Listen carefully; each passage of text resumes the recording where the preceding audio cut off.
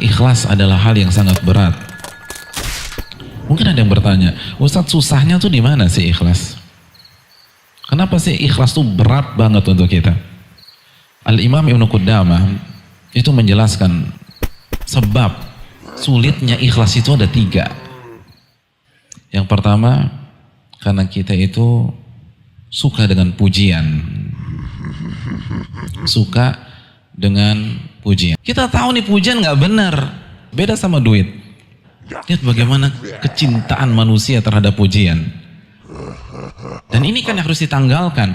Karena apa? Karena penyakit kronis dalam keikhlasan apa? Riya. Apa sih definisi riya? Al-Hafidz Ibnu Hajar mengatakan riya itu memperlihatkan amalan di hadapan manusia agar dipuji oleh mereka. Pujian lagi. Penyakit keikhlasan apa? Sum'ah. Sum'ah apa? Memperdengarkan amal ibadah agar manusia tahu dan dia puji kita. Pujian lagi. Jadi ini yang jadi masalah. Karena kita suka dipuji orang. Yang kedua, kenapa ikhlas itu susah? Karena tabiat kita itu tamak terhadap dunia. Suka banget sama dunia. Wa tuhibbunal mala hubban jamma, kata Allah dalam surat Al-Fajr. Dan kalian cinta sekali dengan harta dunia, kecintaan yang luar biasa. Nabi SAW mengatakan, kalau seorang anak Adam memiliki emas sebanyak sebuah lembah, apa yang terjadi? Labtagha ilaihi lahu thaniya, dia akan cari lembah emas yang kedua. Dan kalau dia punya lembah emas yang kedua, labtagha ilaihi lahu thalitha, dia akan cari lembah emas ketiga. Kapan tren ini berakhir? Wala yamla'u jawfa bani Adam illa turab, dan tidak ada yang mengisi perut anak Adam sampai penuh kecuali tanah. Maksudnya apa? Dia akan mengikuti tren itu sampai mati. Ini yang bisa menyelewengkan kita kepada ketidakikhlasan. Ketika kita mengharapkan dunia, ketika kita mengharapkan jabatan dari amal ibadah kita, ini yang susah membuat kita bertahan. Karena kecintaan kita kepada dunia itu luar biasa. Lalu yang ketiga, kata Ibnu Qudamah, karena tabiat kita nggak suka dicela orang. Ketika kita suka pujian, otomatis kita nggak suka dicela. Maka kita akan berusaha melakukan apa saja untuk membuat kita diterima oleh komunitas kita. Kita akan berusaha beribadah agar kita nggak dibully oleh orang, nggak dicela oleh orang, nggak dicaci oleh orang. Akhirnya orientasinya manusia, bukan Allah Subhanahu wa Ta'ala. Jadi ini yang jadi masalah nih. Kalau kita bisa hilangkan 3 penyakit ini, insya Allah kita bisa mendapatkan keikhlasan. Apa itu ikhlas? Ini dulu. Banyak sekarang orang mengatakan ikhlas, bahkan di lisannya berkata saya ikhlas Ustaz, padahal apa yang ia tunjukkan menunjukkan bahwa ia tidak ikhlas. Dan tidak sedikit orang mengatakan ikhlas tapi tidak paham apa yang disebut dengan ikhlas. Kata ikhlas asalnya dari kata khalas, khalasa. Akar kata utamanya, ya? Akar kata utamanya khalasa. Orangnya di sini disebut dengan khalis. Saya tuliskan dulu. Atau saya geser ini ke samping kiri supaya lebih mudah. Ini orangnya disebut dengan khalis. Begini. Di Bandung ada khalis, gitu kan? Jalan khalis. Jalan orang yang ikhlas. Macet pim, ikhlas, ya. Alhamdulillah. Khalasa. Kemudian ditambah hamzah depannya, tambah hamzah gini. Khalasa ditambah hamzah, nanti saya jelaskan. Seperti ini. Sifatnya, kalau jadi sifat, harokat hamzah yang fathah ini turunkan jadi kasrah begini. Ini. Kemudian masukkan kalimatnya, lamnya tambah alif begini. Seperti ini, nanti saya jelaskan. Orangnya berubah dari khalis jadi mukhlis namanya. Sudah.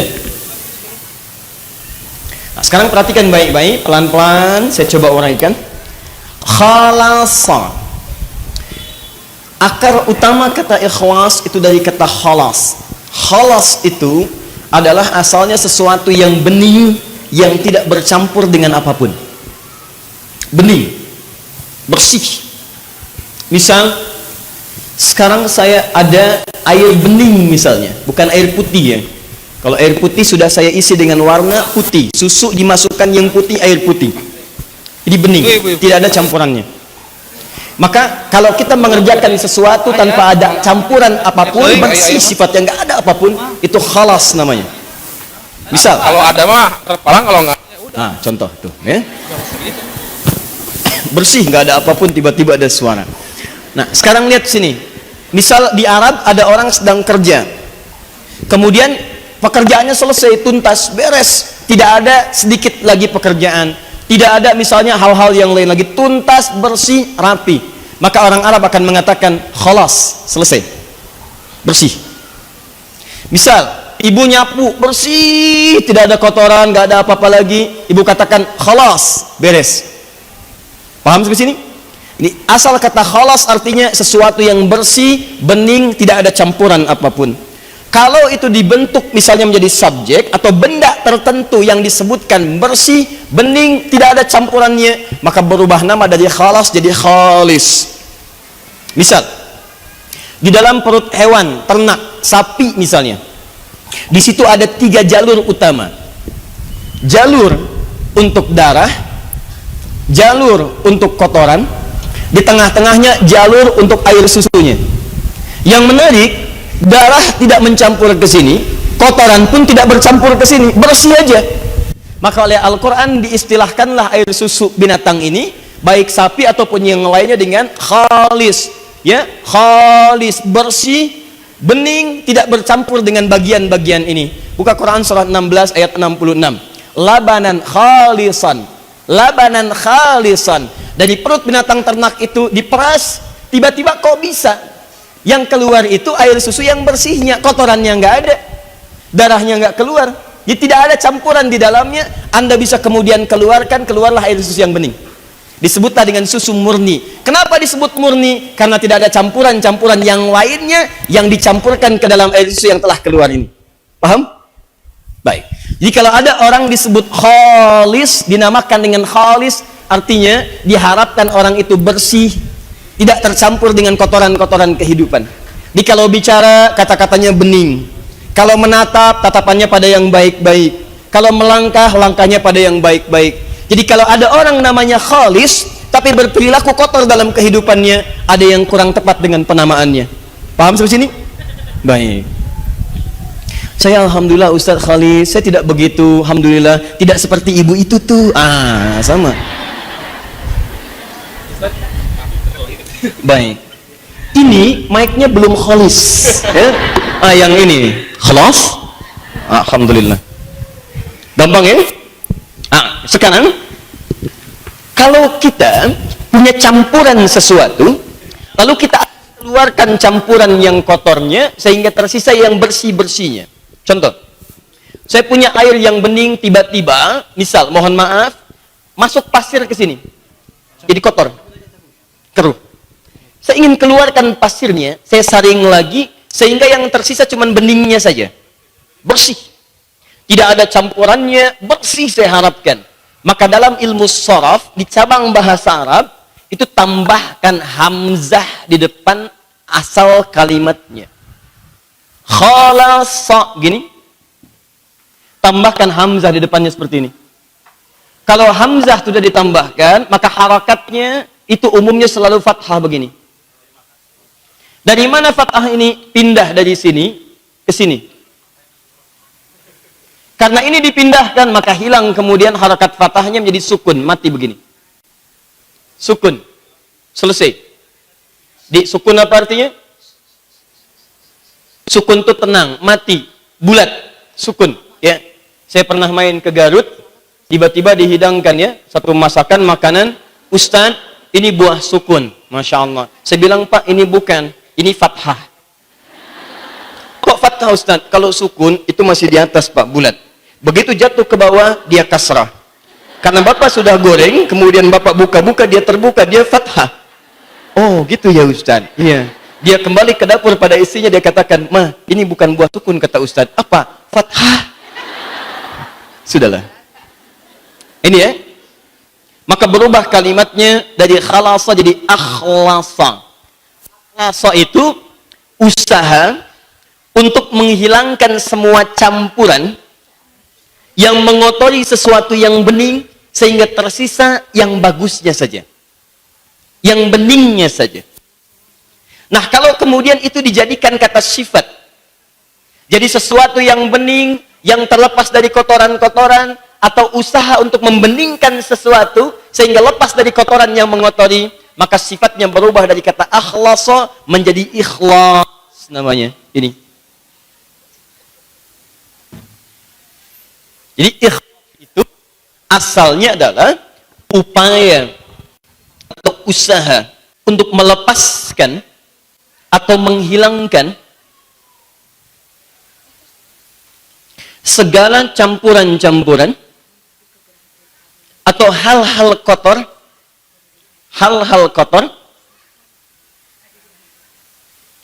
yang tidak terkait alhamdulillah dengan esensi atau aktivitas yang tengah dijalani, yang tidak terkait dengan esensi dan atau aktivitas yang tengah dijalani. Kalau saya katakan dengan esensi berarti benda. Ibu menginginkan air bening, tiba-tiba ada campurannya. Begitu ibu keluarkan yang campuran itu ibu sedang ikhlas dalam pengertian bahasa. Paham? Aktivitas itu segala pekerjaan yang kita lakukan. Kalau kita sedang mengerjakan sesuatu, tiba-tiba ada gangguan, ibu ingin tepikan gangguan itu ikhlas namanya. Paham? Nanti kita akan tarik ini pada kepentingan ibadah, baru kita paham betul bagaimana contoh yang kita akan bahas. Ya. Nah, orang yang berusaha untuk ikhlas, itu namanya mukhlis. Mukhlis. Ini orangnya. Orang yang berusaha ikhlas, itu disebut apa? Mukhlis. Perempuannya apa? Oh, baik. Tinggal tambah tak di ujung ya. Itu paling gampang. Tak marbutah. Muslim laki-laki, perempuannya muslimah. Mukmin laki-laki, perempuannya mukminah. Shaim laki-laki, perempuannya ya. Baik. Ya. Mukhlis laki-laki, perempuannya mukhlisah. Baik. Pelan-pelan. Nah, sekarang apa kaitan ikhlas dengan ketetapan Allah dalam kehidupan? Kita kan baru tahu kalau ikhlas itu usaha untuk menghilangkan segala campuran yang tidak terkait dengan esensi atau aktivitas yang sedang kita jalani. Oh, ini nggak ada hubungannya dengan ketetapan saya nih. Nggak ada hubungannya dengan aktivitas saya, maka saya mau bersihkan itu. Jangan ada dalam aktivitas saya. Jangan hadir di botol saya. Jangan hadir di gelas saya. Jangan hadir di rumah saya. Ini nggak boleh ada dalam pakaian saya. Maka usaha untuk menepikan segala yang tidak penting itu disebut dengan ikhlas. Orangnya disebut apa? Mukhlis. Jelas sampai sini? Nah, sekarang kalau itu dikaitkan dengan konteks menerima ketetapan Allah, maka apa yang dimaksud dengan ikhlas dan dalam hal apa saja ikhlas dibutuhkan oleh setiap makhluk dalam menerima ketetapan Allah Subhanahu wa taala. Ini yang coba kita akan uraikan pada inti bahasan kita. Kalau makna tadi ditarik pada hal yang terkait dengan syariat, konsep dalam agama dan keyakinan kita dalam Islam, maka ikhlas diartikan oleh para ulama dengan cepat puncak keimanan, puncak keimanan dan sifat tawakal, puncak keimanan dan sifat tawakal dalam menerima dan menjalankan seluruh ketentuan dan ketetapan Allah. Puncak keimanan dan sifat tawakal dalam menerima dan menjalankan. Perhatikan definisinya, Bu, ya. Tidak cukup menerima saja, tapi ciri mengukur keikhlasan itu, kalau Anda ingin lihat orang ikhlas, jangan lihat hanya sekedar menerima, tapi bagaimana dia merespon penerimaan itu dan menjalankan semua ketentuan dan ketetapan Allah Subhanahu wa taala. Saya ikhlas Ustaz menerima musibah ini, tapi meratap terus. Artinya ada yang tidak ikhlas dalam dirinya. Saya ikhlas Ustaz tidak lulus anak saya diterima di sekolah itu, tapi posting aja terus di media sosial. Ya, itu berarti ada yang kurang ikhlas dalam dirinya. Bahkan dituliskan di media sosial, saya sih sebenarnya ikhlas-ikhlas aja. Nah, ada yang tidak tepat di situ. Paham ya? Hal-hal yang menyebabkan amal kita sia-sia. Jadi di dalam hadis, Bu, Rasulullah bersabda, innamal a'malu binniyat. Sesungguhnya amal itu atau semua amal itu tergantung niatnya. Nah, ini maksudnya, Bu, niat itu menentukan mau kemana kita beribadah. Jadi apapun, kalau kita niatnya tidak karena Allah, ya jelas tidak akan diberi pahala sama Allah gitu. Misalnya sholat, saum, apapun, pokoknya kalau kita niatnya karena Allah, ya Allah yang tanggung jawab. Niat itu adalah untuk menentukan arahnya ibadah ini. Bahkan bukan sholat aja, misalnya kita masak di rumah, ya, beres-beres rumah gitu dan sebagainya. Kalau ibu niatkan karena Allah, ibadah, Bu. Ya itulah hebatnya itu, ya. Jadi innamal tergantung niatnya. Nah, jadi niat itu apa? Pekerjaan hati. Karena Allahnya itu yang penting. Niat itu karena Allahnya. Jadi kalau apapun tidak karena Allah, ya jelas Allah tidak akan ngasih. Ya. Jadi itu yang akan menyebabkan amal kita diterima sama Allah. Yang pertama, niat. Niatnya kemana nih? Karena niat itu dalam hati, jadi nggak tahu orang. Bisa aja kan sholat, aduh hebat, khusyuk gitu ya, khusyuk atau bagaimana. Tapi ternyata di hadapan Allah tidak. Karena sholat ingin kelihatan orang. Biar suami melihat saya sholat misalnya. Atau termasuk ini, Bu. Misalnya ibu kan masak-masak ya, beres-beres di rumah. Niatnya karena nanti bakal datang suami, maka saya beres-beres. Nah, itu beda sedikit, Bu, ya, antara bekerja tadi masak karena Allah dan karena suami. Sebenarnya nggak sama kerjanya gitu juga kan. Tapi niatnya sedikit aja beda. Coba ke ibu niat kalau misalnya mau masak. Aduh, saya masak nih untuk menyediakan kebutuhan keluarga. Misalnya ada suami datang, kita siapkan untuk makanan karena Allah. Nah, itu, Bu. Nah, apa akibatnya kalau ibu niat karena ingin terpuji sama suami, ingin dipuji sama suami, rugi ibu, sakit hati. Kenapa sakit hati? Nah, karena ingin pujian orang, itu ya. Atau gini, ibu pengajian ke sini kenapa? Mengapa alasannya? Benar. Nah, ibu duduknya sama, mendengarkan sama, tapi di hadapan Allah kan berbeda. Tergantung niat ibu. Kalau niat kesini misalnya, ada cara rangkel di bumi mendingan kadieu. Kompensasi namanya, ya, kompensasi. Atau di rumah juga, cari kanan ku bapak, biar ke budak misalnya kan, biar ke incu, meninggaos. Itu aja dalam hati begitu. Hilang ibu niatnya. Ya Allah, alhamdulillah saya mendapat kesempatan ngurus suami sudah enggak. Anak sudah nggak ada, sudah pada sekolah misalnya, pada kerja. Bismillah saya ngaji. Nah, begitu juga.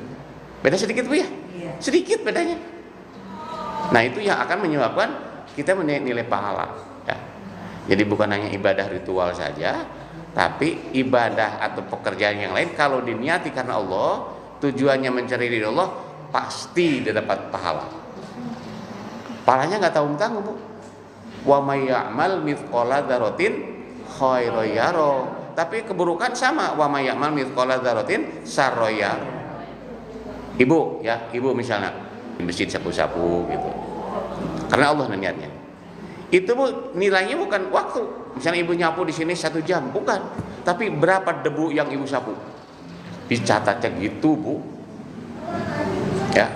Nah, itu jadi Jadi yang akan menyebabkan nilai itu adalah karena apa? Niat. Kalau ibu mau makan, ngomong nggak? Bilang nggak? Saya mau makan nasi. Saya mau ngambil ikan. Saya ngasih untuk bapak. Gitu nggak? Enggak lah. Ngasih aja. Kan itu? Karena di dalam hati. Tapi itu menyebabkan amal kita diterima apa tidak? Subhanallah ya. Hanya ibu hati-hati, itu cara niat itu. Atau ibu mau berkunjung nih, ada yang sakit nih. Berkunjung ibu. Apa niatnya?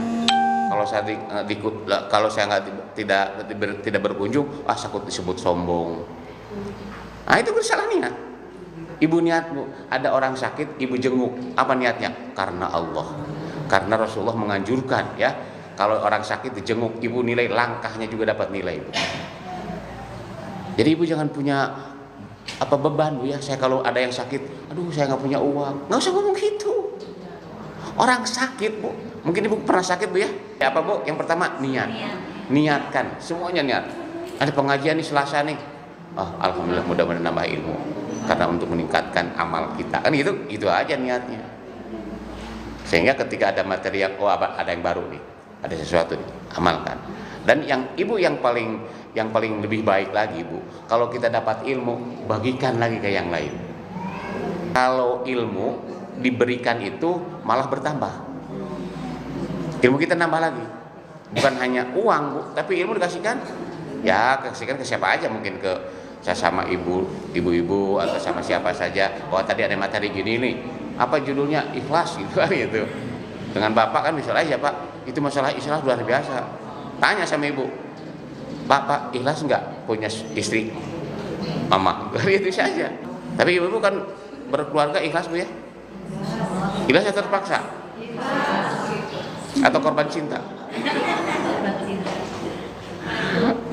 Yang korban cinta gini, yang satu misalnya kita diputus cerai sama yang lain, akhirnya ada ini, udahlah daripada saya sakit hati nikah. Itu namanya korban cinta. Cinta juga harus karena Allah. Ibu tanya ke bapak mencintai mama karena Allah? Tanya, pernah nanya nggak? Tanya bu, tanya. Kan udah lama. Ya tapi kan nggak apa-apa bu. Tiap ini aja, kalau jangan tiap hari bu ya, tiap hari bosen ya. Tiap tahun nih, misalnya pemainnya yang bagus bu, Pak ulang tahun pak, gitu. Misalnya selamat, mama, bapak masih cinta sama mama? Yo cinta, karena Allah bukan. Nah, nggak apa-apa begitu ngomong, nggak salah. Menanyakan. Kalau yang agak sentimen, mama nggak percaya bapak cinta sama mama? Itu berarti memang ikhlas itu teh. Tidak ikhlas. Ya. Pernah nggak bu?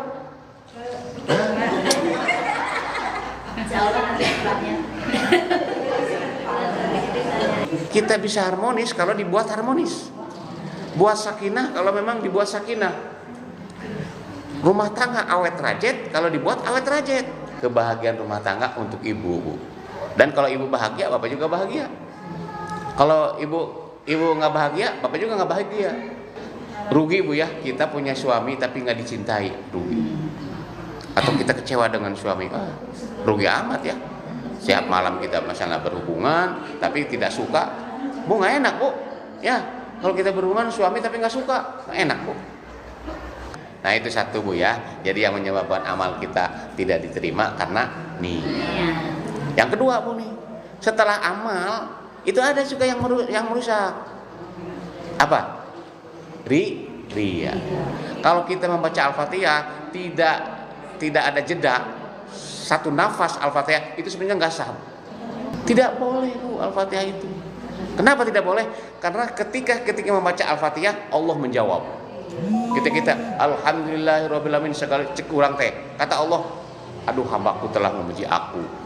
Kalau kita sholat itu ada jawaban bu. Apalagi dalam tahiyat bu. Ingat bu, tahiyat itu kan pertama salam ke Allah kan. At-tahiyatul mubarakatuh sholawatut thayyibatu lillah. Allah, hambaku telah menghormati aku. Kemudian assalamualaikum ayuhan nabi warahmatullah. Rasulullah menjawab bu. Makanya kita assalamualaikum ayuhan nabi warahmatullahi wabarakatuh. Diam sejenak, dengarkan Rasulullah menjawab. Bagaimana sih Rasulullah menjawab? Nah, kan itu logika kita kan, nggak mungkin menjawab. Gini aja Bu, sekarang bisa kejawab ini. Saya nelpon dengan saudara saya di Mekah. Assalamualaikum, waalaikumsalam. Jawab pisan Mekah katanya. Yang jadi pertanyaan, yang menyampaikan suara saya ke Mekah siapa? Apa? Gelombang elektromagnetik. Alatnya HP kan itu Bu. Dari sini ke Mekah berapa kilo Bu? Tapi dengan kecepatan suara bisa didengar, tidak menjeda gini. Misalnya subuh, assalamualaikum, ke maghrib, waalaikumsalam. Nggak ada gitu, betul nggak? Ketika subuh di sana, memang beda, mungkin subuhnya jam berapa gitu ya. Tapi jam yang sama, assalamualaikum, waalaikumsalam. Kumaha dama, alhamdulillah. Kumaha di mana posisi? Oh lagi di Arafah, lagi di mana di Mekah gitu. Kan langsung kan? Ini pertanyaan siapa yang nyampaikan? Itu makhluk Allah Bu, namanya gelombang elektromagnetik. Langsung dijawab kan? Nah Ibu yakin nggak yang menyampaikan itu malaikat? Ketika assalamualaikum ayuhan nabi warahmatullahi jawab. Pan yang menyebut assalamualaikumnya banyak ribuan jutaan assalamualaikum, masa jawab? Nah logika pasti begitu. Tapi Allah tidak. Ketika orang bersalaman kepada Nabi Muhammad, assalamualaikum ayuhan nabi warahmatullahi wabarakatuh, dijawab oleh Rasulullah. Tinggal keyakinan aja. Makanya kalau sholat jangan tergesa-gesa Bu. Assalamualaikum ayuhan nabi warahmatullahi wabarakatuh. Nah ini kita mendoakan saudara-saudara kita. Assalamualaikum waalaikumsalam. Didoakan semua. Siapa saja umat Islam di mana, kayak di Rusia, di Amerika, di Arab itu sama. Dan mereka pun mendoakan kita Bu. Makanya umat Islam itu nggak ada alasan untuk tidak bersatu. Alhamdulillahirabbil alamin, segala puji bagi Allah. Habis dah. Puji bagi Allah. Ada milik kita? Nggak ada. Milik orang lain? Nggak ada. Hanya Allah. Jadi kita jangan merasa ingin dipuji Bu. Karena saya cantik kok ingin dipuji. Nah apa akibatnya kalau merasa cantik terus yang ada puji? Marah Bu. Jelek kamu. Aduh jelek katanya. Karena merasa cantik. Tapi kalau biasa-biasa cantik hanya dari Allah. Ya. Jadi kalau Ibu kenapa berpakaian rapi? Menghargai yang kita bicara. Gitu Bu.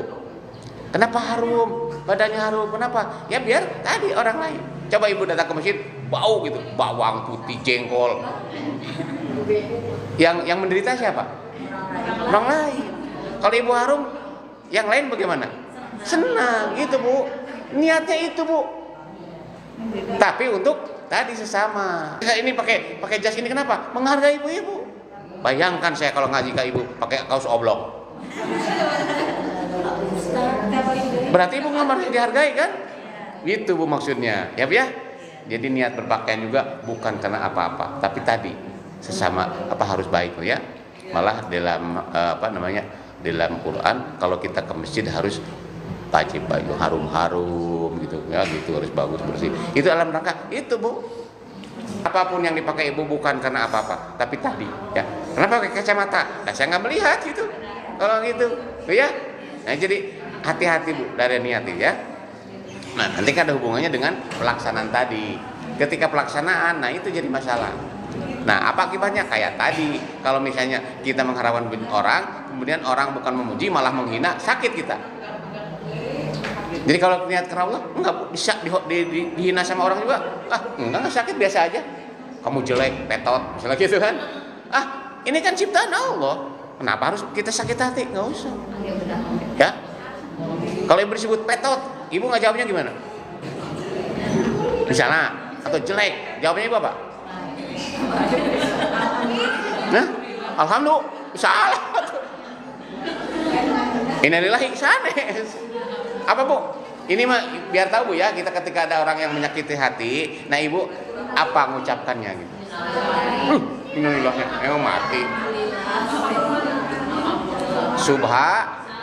Maha suci Allah Bu, yang sempurna mahanya Allah, yang mahanya ciptaan Allah. Kenapa Allah ciptakan hidung mancung? Itu karena Allah. Kenapa Allah menciptakan mataku sayu dan indah? Karena Allah.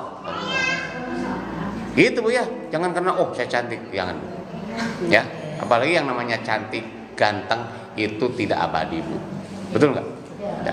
Udah, nikmati aja. Jadi kita bersyukur kepada Allah, saya cantik jadi orang melihat kitanya juga enak. Tapi kalau orang yang gila pujian, Bu, di dunia juga sudah repot, Bu. Tidak dipuji sama suami, marah. Tidak dipuji sama orang, marah. Ya jadi kan nggak enak hidup itu, ya. Tapi coba kalau kita karena Allah, ketika dipuji, alhamdulillah. Ketika dihina, subhanallah. Selesai. Betul nggak? Gitu, Bu. Jadi nikmatilah hidup ini gitu, jangan hidup jadi menderita amat. Cantikku cantikna, jelekku jelekna, beungharku beungharna, miskinku miskina, enggak, nikmati aja. Ini alhamdulillah. Jangan sampai kita menderita, Bu ya. Gimana sudah miskin, menderita, goreng hati, beak itu. Habis manusia. Tinggal dipencit gitu. Ya, jadi dinikmati aja oleh kita ya. Ya itu jadi yang itu riya, Bu ya, hati-hati Bu ya. Makanya itu kita bukan dilatih, dibiasakan di dalam sholat ya. Alhamdulillah. Berapa kali Bu kita sholat menyebut berapa kita nyebut alhamdulillah setiap hari? Minimal 17 minimal. Tapi dalam sholat sendiri kan ya alhamdulillah bukan hanya di Al-Fatihah saja, Bu ya. Di mana coba? Ya, dia iftitah, Bu. Allahu akbar kabiru walhamdulillahi katsiro. Betul nggak? Mana lagi? Sami Allahu liman hamidah. Rabbana walakal hamd. Sama. Mana lagi? Sok, masih ada kok. Subhana rabbil azim wa bihamdihi. Subhana rabbil a'la wa bihamdihi. Ini berapa kali kita nyebut alhamdulillah dalam sholat? Tara ngitung kan? Tadi itu bukan. Gini aja dalam satu rakaat Al-Fatihah. Iftitah mah kan sekali. Iftitah kan sekali kan? Ini mah yang rutin. Jadi di Al-Fatihah, di ruku, di sujud, di i'tidal. Seberapa? 5 kali 17? Hitung gedenya. 5 kali 5 kali 17, Bu. Iya. Belum lagi setelah sholat. Alhamdulillah. Tapi Bu ketika alhamdulillah Bu jangan cepet teuing, jangan dulillah. Jangan ngejar target. Nikmati Bu. Alhamdulillah. Tapi hayati segala puji bagi Allah. Insya Allah terlatih Bu. Kita akan hilang pujian, gila hormat, enggak kan? Ya. Makanya lamun orang orang hidupnya ingin segala puji, saya pertanyakan kemana sholatnya? Kan orang umumnya gimana sok ngaji ya, sok ngaji sok majlis taklim masih kena yang pujian, di mana sholatnya? Kadang-kadang gitu Bu saya, kenapa yang dipuji sih? Berarti kan nggak sholat ya kan? Paham Bu ya?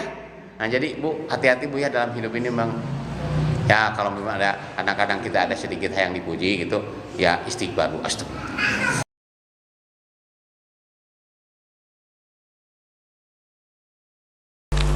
Tidak akan bisa mendapatkan kebahagiaan yang sebenarnya, kebahagiaan yang hakiki, kecuali dengan bermodal ilmu dan ibadah. Manusia semuanya binasa, kecuali orang-orang yang berilmu, dan orang-orang yang berilmu semuanya binasa, kecuali orang-orang yang beramal, kecuali orang-orang yang mengamalkan ilmunya. Dan orang-orang yang beramal semuanya binasa. Orang-orang yang mengamalkan ilmunya pun binasa, kecuali orang-orang yang ikhlas. Dan orang yang ikhlas itu berada dalam khatar yang besar, dalam bahaya yang besar.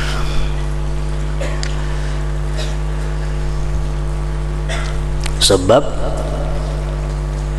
amal ibadah akan bermanfaat apabila mana dilakukan dengan ikhlas. Dan ikhlas itu akan bisa berguna, akan bisa bermanfaat apabila kita bisa mempertahankan keikhlasan itu sampai akhir hayat kita. Kita hari ini bersedekah berdasarkan ilmu, mengamalkan ilmu, ikhlas bersedekah. Nah, itu akan menjadi pahala apabila keikhlasan yang kita lakukan pada hari ini itu bisa kita pertahankan sampai akhir hayat kita. Apabila dalam perjalanan hidup kita keikhlasan itu rusak, maka di akhirat tentu kita akan mendapat balasan di sisi Allah Subhanahu wa ta'ala. Makanya hadis-hadis Rasulullah mengatakan, man jaa bil hasanati, barang siapa yang datang nantinya menghadap Allah dengan membawa amal kebajikan. Nah, berarti apa?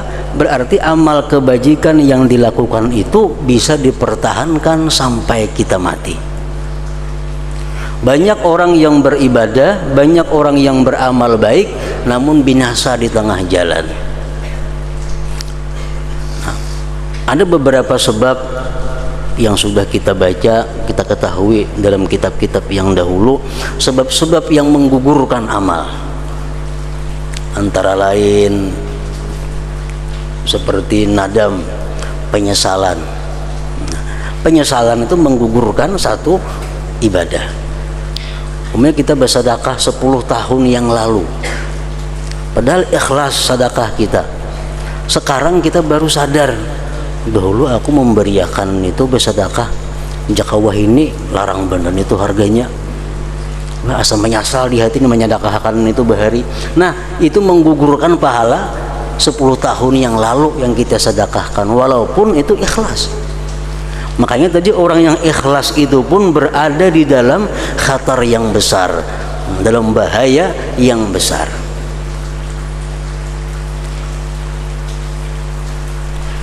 Firman Allah mengatakan, yauma la yanfa'u malu wala banun illa man atallah biqalbin salim. Hari kiamat itu tidak berguna harta, tidak berguna anak, kecuali orang yang datang menghadap Allah biqalbin salim, dengan hati yang selamat. Nah, artinya apa? Amal ibadah yang dilakukan itu akan berguna apabila sampai kita mati bisa menghadap Allah membawa dengan amal ibadah itu.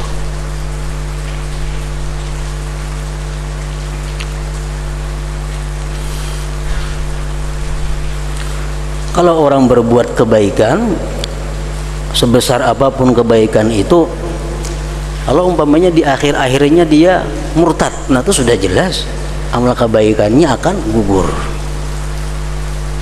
Tapi banyak hal yang menggugurkan amal dan perbuatan itu, seperti kita ikhlas membantu si fulan, kita ikhlas memberikan pertolongan kepada si fulan. 20 tahun berikutnya lalu kita kita menyebut-nyebut, dahulu tahu lah ikam 20 tahun yang lalu tuh si fulan itu kada napa-napanya, aku nang membantuinya, aku nang modaliinya, jangan tidak ada jadi napa-napa. Padahal 20 tahun lalu kita ikhlas membantu itu. Tapi karena sekarang ini kita kita menyebut-nyebut, itu akan menggugurkan pahala.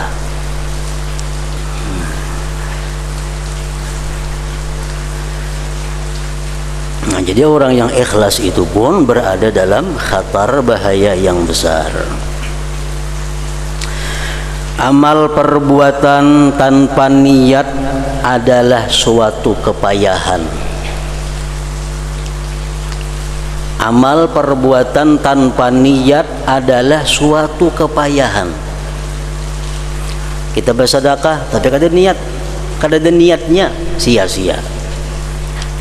Sembahyang 1000 rakaat cuma kada berniat, kada ada pahalanya. Amal perbuatan tanpa niat adalah suatu kepayahan. dan niat tanpa ikhlas adalah riya. Dan riya itu sebanding dengan nifak, kemunafikan. Dan riya bersama maksiat adalah sama. Dan ikhlas tanpa sidik dan pembuktian adalah bagaikan debu yang berterbangan. Keikhlasan tapi tanpa kejujuran, tanpa pembuktian, itu adalah sia-sia. Umpamanya dalam hati kita berniat dengan ikhlas, andai kata aku mendapat rezeki dari Allah 1 juta rupiah, akan kuberikan 50%. Nah, niat bulat di dalam hati dan karena Allah, itu ditulis sebagai pahala. Tapi setelah kita dapat duit 1 juta rupiah, itu diperlukan sidik pembuktian. Apabila dapat duit 1 juta tapi kada dibuktikan niat yang telah lalu itu, maka niat yang telah lalu itu adalah seperti debu yang berterbangan, kada ada manfaatnya artinya. Dan ikhlas tanpa sidik dan pembuktian adalah bagaikan debu yang berterbangan. Allah Ta'ala berfirman tentang setiap amal perbuatan yang bercampur lagi disenangi dengan kehendak selain Allah. Wa qadimna ila ma 'amilu min 'amalin faja'alnahu haba'an manthura. Artinya, dan kami hadapi segala amal yang mereka kerjakan, lalu kami jadikan amal itu bagaikan debu yang berterbangan. Amal ibadah dijadikan Allah seperti debu yang berterbangan karena niatnya itu tidak murni karena Allah Subhanahu wa ta'ala. Mudah-mudahan saya mengetahui, ujar Imam Ghazali, bagaimana orang yang tidak mengetahui hakikat niat itu membetulkan niatnya. Orang nang kada tahu niat itu sebujurannya macam apa, kada tahu kayak apa hendak membujurakan niatnya. Makanya belajar kitab ini hukumnya adalah fardu ain bagi setiap orang muslim dan muslimah. Belajar kitab yang kita baca ini hukumnya fardu ain bagi tiap-tiap muslim dan muslimah. Kayak apa hendak membujurakan niat kalau maksud niat itu kada tahu macam apa arti niat. Apa dimaksud dengan niat, apa dimaksud dengan cita-cita, apa dimaksud dengan kebulatan hati, itu berbeda-beda. Atau bagaimana mengikhlaskan orang yang telah membetulkan niat apabila ia tidak mengetahui hakikat ikhlas. Kayak apa hendak ikhlas beribadah, arti ikhlas itu aja macam kada tahu. Ikhlas fardu ain tiap-tiap muslim dan muslimah. Pengertian niat sudah tahu, kayak apa niatnya supaya ikhlas, kalau arti ikhlas kada tahu. Dikira asa ikhlas sudah sembahyang, asa ikhlas sudah bersedekah, asa ikhlas sudah berbuat, padahal kada tahu nang apa sebujurnya ikhlas itu.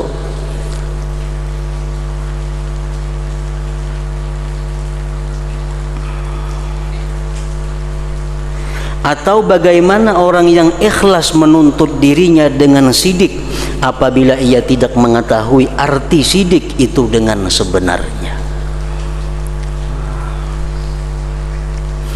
Maka tugas yang pertama bagi setiap hamba yang berkehendak taat kepada Allah adalah bahwa ia belajar niat.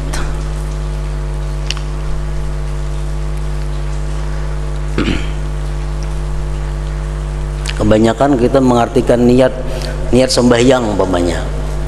Dikira niat sembahyang tuh yang waktu Allahu Akbar itu dalam hati saja kok sembahyang fardu zuhur 4 rakaat mengikut imam. Dikira itu niat, padahal itu bukan niat. Makanya panjang Allah beda-beda panjangnya.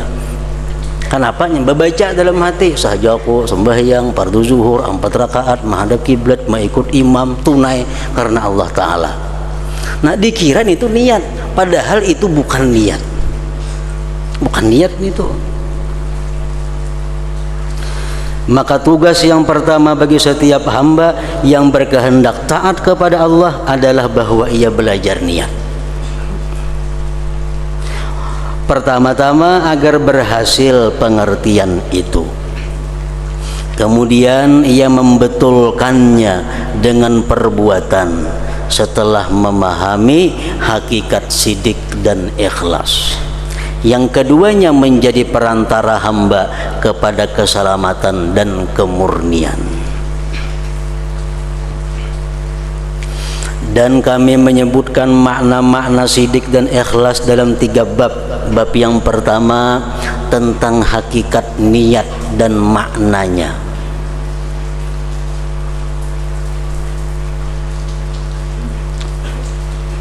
Bab yang kedua tentang ikhlas dan hakikat-hakikatnya. Bab yang ketiga tentang sidik dan hakikatnya.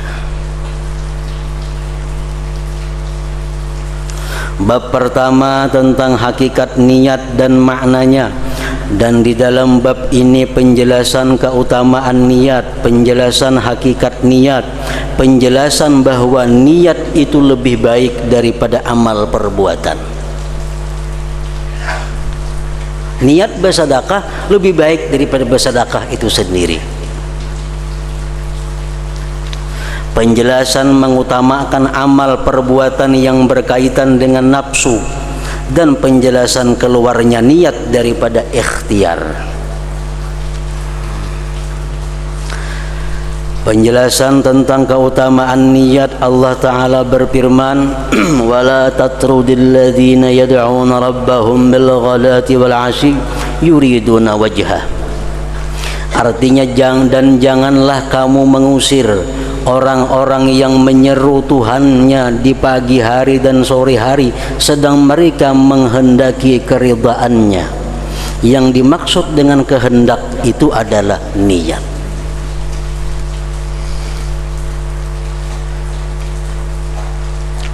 Waktu di Mekah Rasulullah Sallallahu Alaihi Wasallam beliau duduk di satu tempat dikelilingi oleh sahabat-sahabat beliau, yang mana sahabat-sahabat beliau pada awal-awal Islam itu adalah kebanyakan para fakir miskin dan hamba sahaya. Duduk di dekat Rasulullah waktu itu ada Ibnu Mas'ud, orang miskin, ada Bilal, seorang budak, dan lain-lainnya. Datang orang Quraisy, tokoh-tokoh Quraisy. Begitu datang kepada Rasulullah, melihat di sekeliling Nabi ada orang-orang rendah, ada orang-orang hina, mereka mundur. Nah, lalu mereka berpesan kepada Nabi, wahai, katakan kepada Nabi Muhammad, kami mau mendekati Muhammad asalkan dia mengusir orang-orang rendahan itu. Kami kada akan bergabung dengan bubuhan itu. Nah, Nabi kita sudah merencanakan itu demi untuk berislamnya tokoh-tokoh Quraisy ini. Nah, Nabi mau mengalahkan orang-orang fakir miskin ini, disuruh ke pinggir. Tokoh Quraisy ini di hadapan Nabi dengan harapan beliau supaya mau masuk Islam. Tapi Allah kada mau. Tuhan wala tatrudil ladzina yad'una rabbahum. Dan janganlah kamu mengusir orang-orang yang beribadah kepada Tuhan pagi dan petang semata-mata menghendaki Allah Subhanahu wa ta'ala. Dan Rasulullah sallallahu alaihi wasallam bersabda, innamal a'malu binniyat wa likulli imri'in ma nawa, faman kanat hijratuhu ila Allah wa rasulih fa hijratuhu ila Allah wa rasulih, wa man kanat hijratuhu ila dunya yusibuha aw imra'ati yankihuha fa hijratuhu ila ma hajara ilaihi. Artinya hanya saja amal perbuatan itu dengan niat, dan setiap orang itu mendapat apa yang ia niatkan. Kalau niatnya karena Allah, dia berhak mengambil balasan di sisi Allah. Kalau dia niatnya untuk mendapatkan surga, dia akan dapat surga. Niatnya akan mendapatkan keridaan Allah, dia dapat keridaan Allah. Maka barang siapa hijrahnya kepada Allah dan Rasulnya, maka hijrahnya itu kepada Allah dan Rasulnya. Barang siapa yang meninggalkan kota Mekah ke Madinah semata-mata menjunjung perintah Allah dan Rasul, maka dia akan dapat pahala keridaan daripada Allah dan Rasul. Dan barang siapa hijrahnya kepada dunia yang ingin diperolehnya atau perempuan yang akan dikawininya, maka hijrahnya itu kepada apa yang ia hijrah kepadanya. Nah, jadi di zaman Nabi itu macam-macam orang yang hijrah ke Madinah itu. Ada yang hijrah ke Madinah karena mengikut Nabi. Ada yang hijrah ke Madinah karena kongsian usaha hijrah ke Madinah. Ada yang hijrah ke Madinah karena tunangan hijrah ke Madinah. Nah, jadi kata Rasulullah, siapa yang hijrah karena dunia, karena usaha, dia akan dapat usahanya. Siapa hijrah karena perempuan, dia akan dapat perempuannya. Siapa hijrah kepada Allah dan Rasul, dia akan mendapatkan Allah dan Rasulnya. Dan Rasulullah sallallahu alaihi wasallam bersabda, "Aktsaru syuhada ummati ashabul parsi wa rubba katilin bainas saffaini Allahu a'lam bi niyyatihi." Artinya, kebanyakan orang-orang yang mati syahid di antara umatku adalah orang-orang mati di atas alas tidur.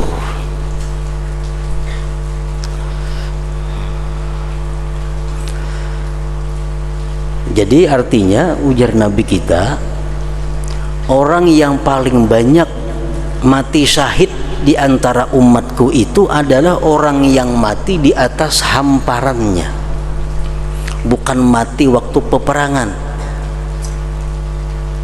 Kenapa sebabnya? Padahal biasa orang mati syahid itu orang yang berdarah-darah, dibunuh orang kafir. Tapi Nabi kita mengatakan bahwa orang yang mati syahid yang terbanyak di antara umatku adalah justru dia mati di atas tilam. Nah, kenapa demikian?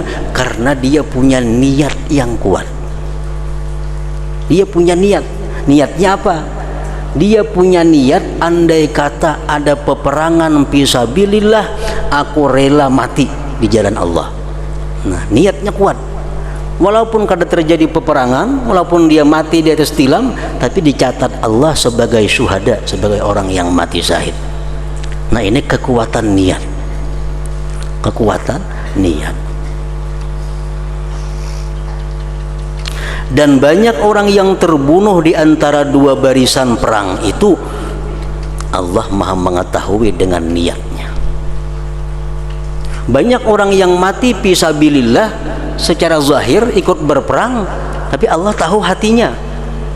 Ada yang perang sabilillah ikut karena mengunting hartanya. Ada orang yang empat perang sabilillah ingin balas dendam kepada musuhnya. Ada orang kafir kebetulan musuhnya, pas ada perang sabilillah kesempatannya membalas dendam, membunuh musuhnya itu. Nah, ini bukan karena Allah. Walaupun dia mati dalam perang itu, dia akan dikeluarkan daripada syuhada, orang-orang yang mati syahid. Nah, walaupun kita mati di atas tilam, tapi kita punya niat yang kuat bahwa andai kata ada peperangan kita rela mati di jalan Allah, nah kita sebagai syahid. Makanya tadi niyatul mukmin khairun min amalihi. Niat seseorang itu lebih baik daripada perbuatannya. Jadi antara umat dahulu dan umat yang terakhir, umat yang terakhir ini bisa mengejar kekurangan-kekurangan daripada umat yang dahulu itu dengan niat. Dengan niat. Nah, kita punya niat yang kuat. Andai kata andai kata aku hidup bersama Rasulullah sallallahu alaihi wasallam, andai kata aku hidup di masa beliau, maka separuh hartaku ini akan kuserahkan kepada beliau untuk sabilillah. Nah, dicatat Allah bahwa kita menyumbang Rasulullah separuh harta, asal bujur-bujur niatnya mantap. Asal bujur-bujur niatnya mantap.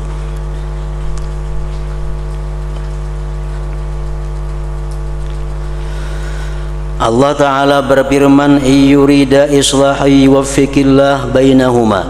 Artinya jika kedua hakim, jika kedua hakam itu bermaksud mengadakan perbaikan, niscaya Allah memberi taufik kepada keduanya. Maka Allah menjadikan niat sebab memperoleh taufik. Rasulullah sallallahu alaihi wasallam bersabda, "Innallaha ta'ala la yanzuru ila ajsamikum wa amwalikum wa innama yanzuru ila qulubikum wa a'malikum." Artinya sesungguhnya Allah Ta'ala tidak memandang kepada tubuh-tubuhmu dan harta-hartamu, dan hanya saja Dia memandang kepada hatimu dan amal perbuatanmu. Hanya saja Allah memandang kepada hatimu, karena hati itu tempat dugaan niat. Allah memandang kepada hati. Bila hatinya bagus, hanya dipandang Allah amalnya. Kenapa dipandang hati? Karena hati itu tempatnya niat. Tempatnya niat. Dan Rasulullah sallallahu alaihi wasallam bersabda, "Innal 'abda la ya'malu a'malan hasanatan fatas'adul malaikatu bi suhufin mukhattamah fatulqa baina yadayillahi ta'ala fayaqulu alqu hadhihi as-sahifah fa innahu lam yurid bima fiha wajhi." ثم ينادي الملائكة اكتبوا له كذا وكذا فيقولون يا ربنا إنه لم يعمل شيئا من ذلك فيقول الله تعالى إنه نواه. Artinya sesungguhnya hamba itu melakukan amal-amal perbuatan yang baik. Misalnya sembahyang itu amal baik, sembahyang berjamaah amal yang baik. Lalu para malaikat naik dengan membawa lembaran-lembaran amal yang dicap, lalu dihadapkan di hadapan Allah Ta'ala. Nah, ini catatan amal si fulan, ya Allah, dia sembahyang zuhur berjamaah, dia sembahyang asar berjamaah. Maka dia berfirman, limparkan ya Tuhan lembaran amal ini, buang lembaran amal itu, karena sesungguhnya ia tidak menghendaki keridhaanku dengan apa yang ada di dalamnya. Ini ada ikhlas ya Tuhan, buangnya itu. Kemudian dia Allah memanggil malaikat, ya Tuhan tulislah begini baginya ini dan ini. Ya Tuhan tulis pencuri, tulis ingin itu penipu. Lalu para malaikat berkata, sesungguhnya ia tidak berbuat sedikit pun dari yang demikian itu. Ya Allah, dia kadang mencuri, dia di masjid sembahyang zuhur berjamaah, Jumat berjamaah, kadang mencuri. Maka Allah Ta'ala berfirman, sesungguhnya ia telah meniatkannya. Mulai rumah sudah berniat hendak mencuri di masjid, hendak menipu di masjid. Nah, malaikat menulis coba ini sembahyang berjamaah, tapi Allah menulis hatinya. Bukan sembahyang ditulis Allah, tapi dia sebagai penipu, karena dia mengetahui hati hamba-hambanya.